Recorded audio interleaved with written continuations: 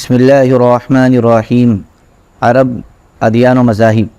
عام باشندگان عرب حضرت اسماعیل علیہ السلام کی دعوت و تبلیغ کے نتیجے میں دین ابراہیم کے پیرو تھے، اس لیے صرف اللہ کی عبادت کرتے تھے اور توحید پر کاربند تھے۔ لیکن وقت گزرنے کے ساتھ ساتھ انہوں نے خدائی درس و نصیحت کا ایک حصہ بھلا دیا، پھر بھی ان کے اندر توحید اور کچھ دین ابراہیم کے شعائر باقی رہے، تاں کہ بنو خزاعہ کا سردار عمرو بن لحی منظر عام پر آیا۔ اس کی نشو و نما، بڑی نیکوکاری، صدقہ و خیرات اور دینی امور سے گہری دلچسپی پر ہوئی تھی، اس لیے لوگوں نے اسے محبت کی نظر سے دیکھا اور اسے اکابر علماء اور افاضل اولیاء میں سے سمجھ کر اس کی پیروی کی۔ پھر اس شخص نے ملک شام کا سفر کیا، دیکھا تو وہاں بتوں کی پوجا کی جا رہی تھی۔ اس نے سمجھا کہ یہ بھی بہتر اور برحق ہے، کیونکہ ملک شام پیغمبروں کی سرزمین اور آسمانی کتابوں کی نزول گاہ تھی۔ چنانچہ وہ اپنے ساتھ ہبل بت بھی لے آیا اور اسے خانہ کعبہ کے اندر نصب کر دیا اور اہل مکہ کو اللہ کے ساتھ شرک کی دعوت دی۔ اہل مکہ نے اس پر لبیک کہا۔ اس کے بعد بہت جلد باشندگان حجاز بھی اہل مکہ کے نقش قدم پر چل پڑے، کیونکہ وہ بیت اللہ کے والی اور حرم کے باشندے تھے۔ اس طرح عرب میں بت پرستی کا آغاز ہوا۔ ہبل کے علاوہ عرب کے قدیم ترین بتوں میں سے منات ہے۔ یہ بحر احمر کے ساحل پر قدید کے قریب مسلل میں نصب تھا۔ اس کے بعد طائف میں لات نامی بت وجود میں آیا، پھر وادی نخلا میں عزا کی تنصیب عمل میں آئی۔ یہ تینوں عرب کے سب سے بڑے بت تھے۔ اس کے بعد حجاز کے ہر خطے میں شرک کی کثرت اور بتوں کی بھرمار ہو گئی۔ کہا جاتا ہے کہ ایک جن عمرو بن لحی کے تابع تھا، اس نے بتایا کہ قوم نوح کے بت یعنی ود، سوا، یغوث، یعوق اور نصر جدہ میں مدفون ہیں۔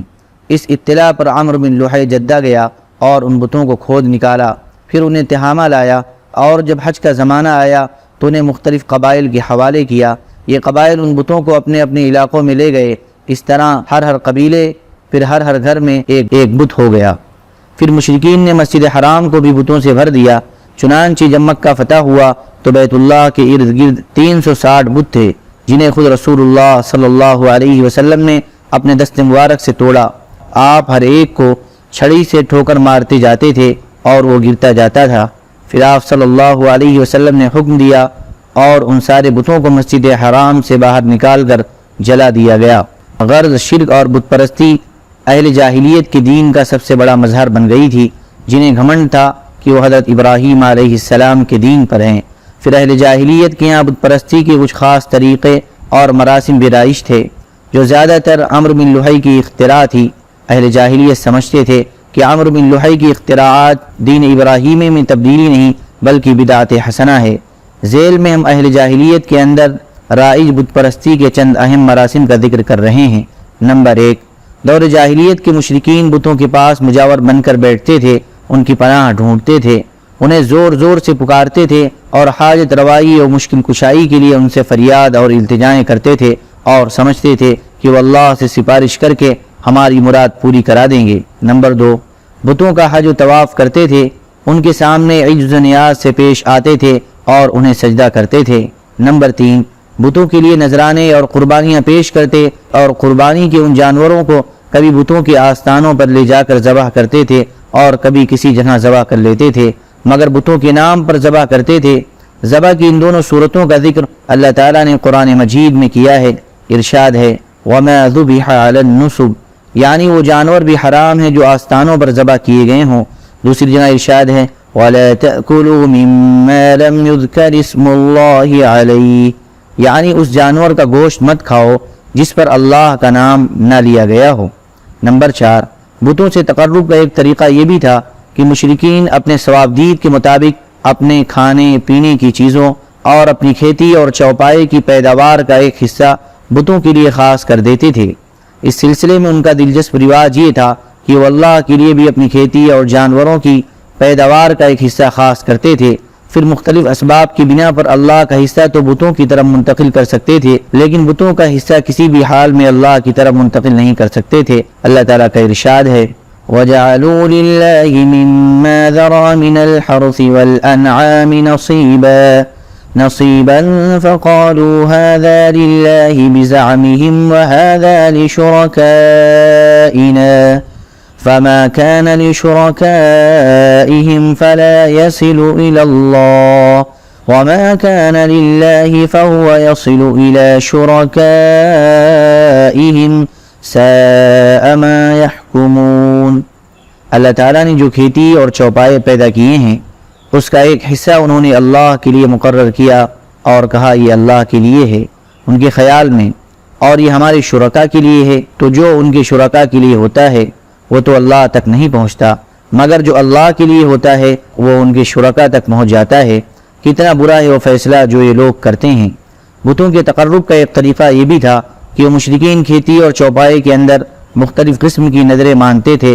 اللہ تعالیٰ کا ارشاد ہے وَقَالُوا هَذِهِ أَنْعَامٌ وَحَرْثٌ حِجْرٌ لَا يَطْعَمُهَا إِلَّا مَن نَّشَاءُ بِزَعْمِهِمْ وَأَنْعَامٌ حُرِّمَتْ ظُهُورُهَا وَأَنْعَامٌ لَا يَذْكُرُونَ اسْمَ اللَّهِ عَلَيْهَا افْتِرَاءً عَلَيْهِ۔ ان مشرکین نے کہا کہ یہ چوپائے اور کھیتیاں ممنوع ہیں، انہیں وہی کھا سکتا ہے جسے ہم چاہیں ان کے خیال میں، اور یہ چوپائے ہیں جن کی پیٹھ حرام کی گئی ہے، نہ ان پر سواری کی جا سکتی ہے نہ سامان لادا جا سکتا ہے، اور کچھ چوپائے ایسے ہیں جن پر یہ لوگ اللہ پر افترا کرتے ہوئے اللہ کا نام نہیں لیتے۔ نمبر 6، انہی جانوروں میں بحیرہ، سائبہ، وسیلہ اور حامی تھے۔ ابن اسحاق کہتے ہیں کہ بحیرہ سائبہ کی بچی کو کہا جاتا ہے اور سائبہ اس اونٹنی کو کہا جاتا ہے جس سے 10 بار پے در پہ مادہ بچے پیدا ہوئے ہوں، درمیان میں کوئی نر پیدا نہ ہو۔ ایسی اونٹنی کو آزاد چھوڑ دیا جاتا تھا، اس پر سواری نہیں کی جاتی تھی، اس کے بال نہیں کاٹے جاتے تھے اور مہمان کے سوا کوئی اس کا دودھ نہیں پیتا تھا۔ اس کے بعد یہ اونٹنی جو مادہ بچہ جنتی اس کا کان چیر دیا جاتا اور اسے بھی اس کی ماں کے ساتھ آزاد چھوڑ دیا جاتا، اس پر سواری نہ کی جاتی، اس کا بال نہ کاٹا جاتا اور مہمان کے سوا کوئی اس کا دودھ نہ پیتا۔ یہی بحیرہ ہے اور اس کی ماں سائبہ ہے۔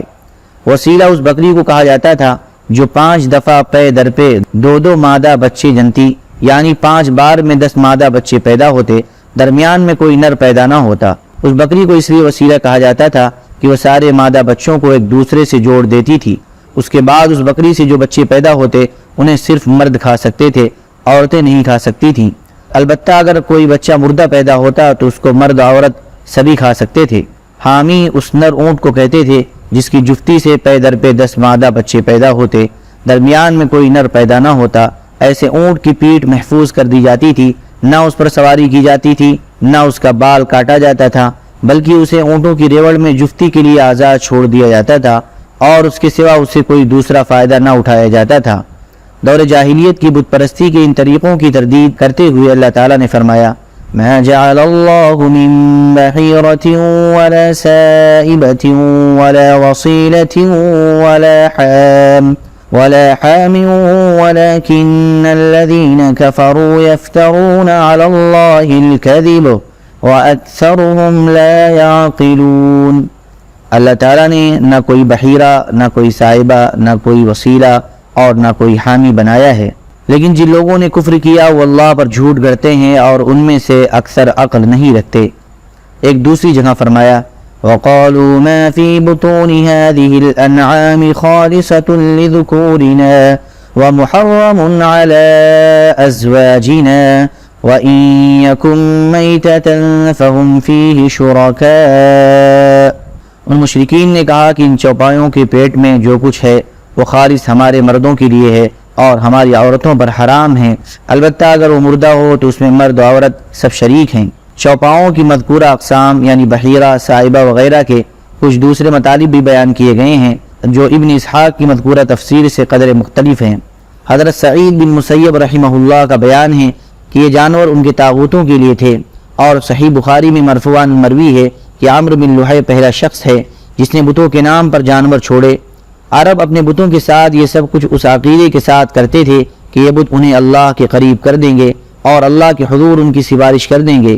چنانچہ قرآن مجید میں بتایا گیا ہے کہ مشرکین کہتے تھے ما نعبدهم الا ليقربونا الى الله زلفى، ہم ان کی عبادت محض اس لیے کر رہے ہیں کہ وہ ہمیں اللہ کے قریب کر دیں۔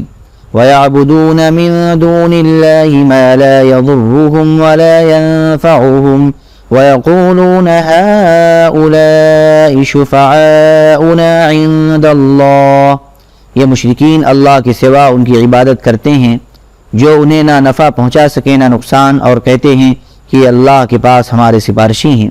مشرکین عرب ازلام یعنی فال کے تیر بھی استعمال کرتے تھے۔ ازلام ظلم کی جمع ہے، اور ظلم اس تیر کو کہتے ہیں جس میں پر نہ لگے ہوں۔ فال گیری کے لیے استعمال ہونے والے تیر 3 قسم کے ہوتے تھے۔ ایک وہ جن پر صرف ہاں یا نہیں لکھا ہوتا تھا۔ اس قسم کے تیر سفر اور نکاح وغیرہ جیسے کاموں کے لیے استعمال کیے جاتے تھے۔ اگر فال میں ہاں نکلتا تو مطلوبہ کام کر ڈالا جاتا، اگر نہیں نکلتا تو سال بھر کے لیے ملتوی کر دیا جاتا اور آئندہ پھر فال نکالی جاتی۔ فال گیری کے تیروں کی دوسری قسم وہ تھی جن پر پانی اور دیت وغیرہ درج ہوتے تھے، اور تیسری قسم وہ تھی جس پر یہ درج ہوتا تھا کہ تم میں سے ہے یا تمہارے علاوہ سے یا ملحق ہے۔